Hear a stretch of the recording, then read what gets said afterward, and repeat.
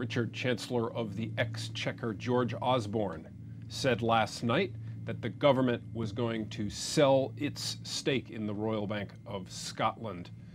The fact that it is doing so at a loss to taxpayers be damned.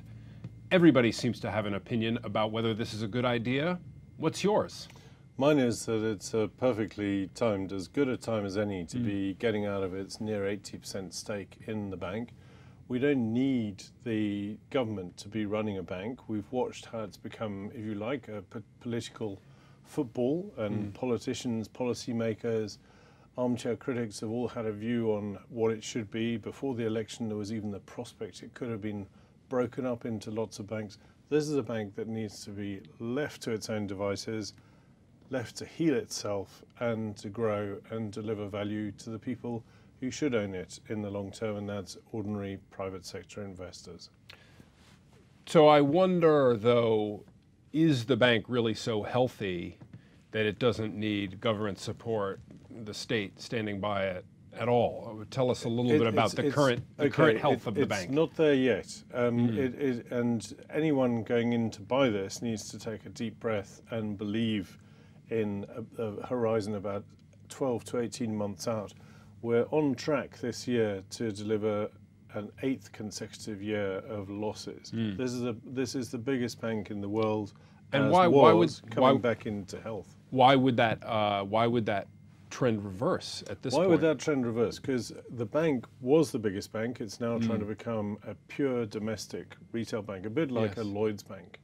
And the reason it's more attractive is that its asset base has shrunk. It's deleveraging quickly.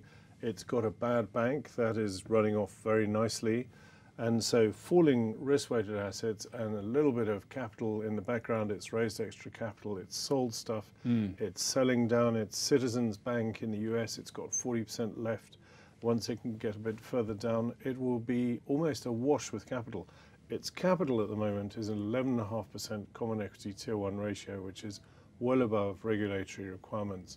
Afterwards, after it sold Citizens and sold off a few more bits and bobs and shrunk assets a bit more, that's going to be in high double digits. So there's a sniff of dividends or share buybacks on the horizon for the bold. So, in a few words, looking back now, however many years later, was the government right to be buying banks at all? Here is the biggest experiment of them all coming to an end.